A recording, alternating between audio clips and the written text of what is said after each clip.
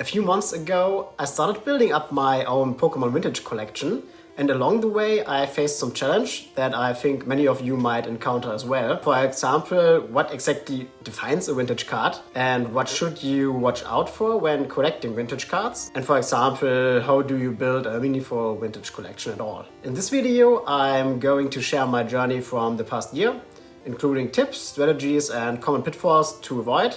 And by the end of the video, you will have a roadmap for starting or improving your own vintage collection.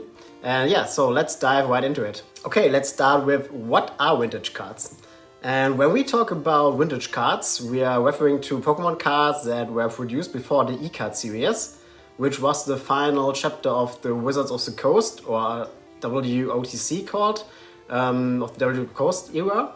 And these cards include iconic sets such as the base set, Jungle, Fossil, Team Rocket, Gym Series, and these laid the foundation for the Pokemon TCG in general. Also Neo Series, which introduces fan favorites like the Shining Pokemons, and then up to the Legendary Collection, which was the set before the E-Card series. Vintage cards are known for their simpler designs, nostalgic artwork, and also lack of the modern features like reverse holos or high-numbered secret rares, because they didn't exist in this time. And we didn't have any reverse holos or also no secret rares at all. Okay, the next thing is, what are the characteristics of vintage cards?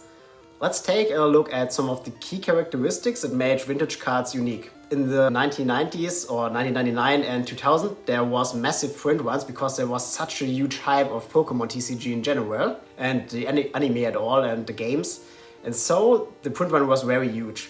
However, over time, many of these cards have been lost or damaged, making well-preserved cards even rarer. While many vintage cards have been graded, the majority are in poor to moderate condition, and cards in mint condition such as PSA 9 or 10s are very rare and highly sought after. So PSA cards or graded cards from this era are very high values often. Then we have common and uncommon cards are usually not worth much unless they are in near mint or in mint condition. And because there are no secret cards, the holo cards are the highlights of the vintage sets, and their condition significantly affects their value also. Then we have back in the time first editions versus unlimited sets. So first edition cards are significantly scarcer and more valuable than their unlimited counterparts. You need to look for the first edition stamps on it, who is on the left side on the cards. And then also there were no reverse holos and secret rares, as I already mentioned. And then if you take a look at the number, the printed number, then you usually have in modern sets like 250 out of 180, and this was not possible in this time. And so the numbers didn't exceed the total card count of the set. Okay, the next important point is how to get vintage cards at all. And building a vintage collection can be challenging, but there are some strategies you can use that help you out.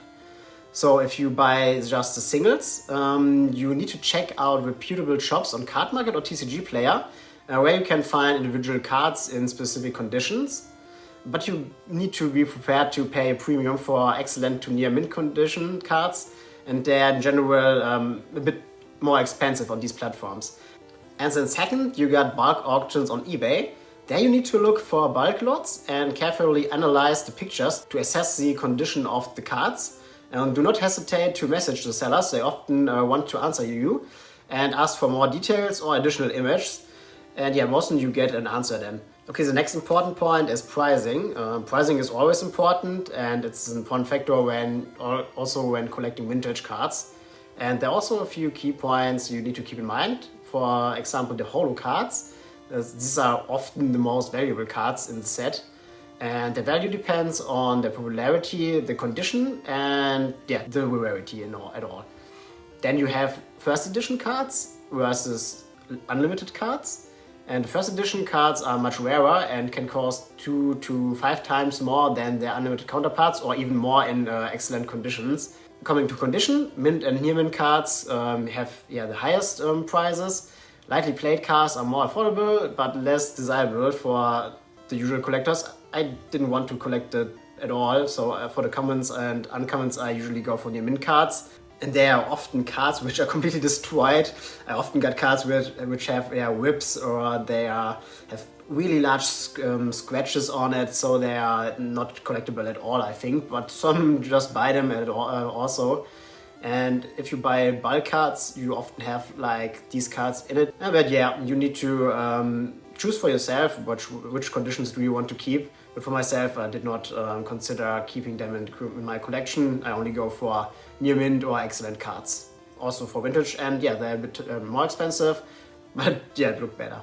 And here now a few tips which I used for my building up my collection. Buy the cards in bulk. So search for bulk lots on eBay. Those often include hidden gems if you're lucky, but you'll need to carefully analyze the pictures and the descriptions. Otherwise you spend much money for very bad conditions.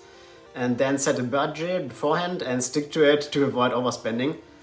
And also you can sell cards you don't need on platforms like Card Market or TCG Player.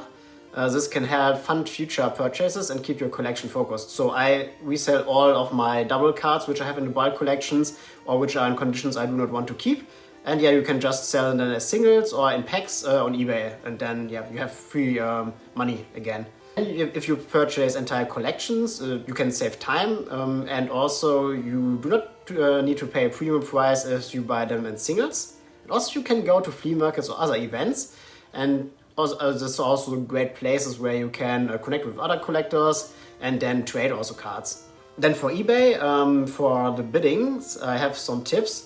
I usually calculate the maximum price which I want to pay beforehand, like 3 or 4 days before the auction ends. And then I place my bid in the final second of the auction. So if it reaches the 3 seconds counter, then I press on bid, and then usually I get it, or most of the time I will receive it, or another one have bid a higher price which I do not want to even buy for. And so it's also fine then for me. And now how finally I collect my cards or organize my collection is, I want to get all the vintage master sets in excellent or near mint condition in unlimited editions, since the first editions are really expensive. But if I got some on the bulk lots which I buy, I keep them as well. And there one tip, if I get my hands on first edition cards, I just put them in my binder above the unlimited card and then keep both in the binder. So the first edition cards is still in front and the other one is behind it. And so I start along the way building up the first editions collection as well. And yeah, this will take time to complete your collections, but it makes fun. And you also see your collection grow over time. For the rarer cards or the holo rares, you usually need to buy them on a single base. Usually they're not included in the bulk sets, but for the other cards, bulk sets are a great option. And yeah, right now I just started a few months ago and already achieved a small but nice collection in good condition. And I'm collecting vintage mainly in German, since I know these cards from my childhood. The modern sets I usually collect in English, but the vintage sets I collect in German. But I also keep the English ones if I got some of them as well. So just continuously looking for offers and grow your collection step by step, and it will add up over time. And I also keep cards which are in good condition if I do not have excellent or near mint variant yet, but I replace them as soon as I get it in a better condition. And if I have them double, then I just resell them, as I already told. And if the cards are light played or poor, then I don't put them into my binder, but I can collect them in a separate box and will sell them then on eBay or other sites. Okay, those were my tips for building a vintage Pokemon card collection. If you found anything helpful, feel free to subscribe. And let me know in the comments how long it has taken you to build your vintage collection, and share any tips you've learned along the way. And thanks for watching, and I'll see you in the next video.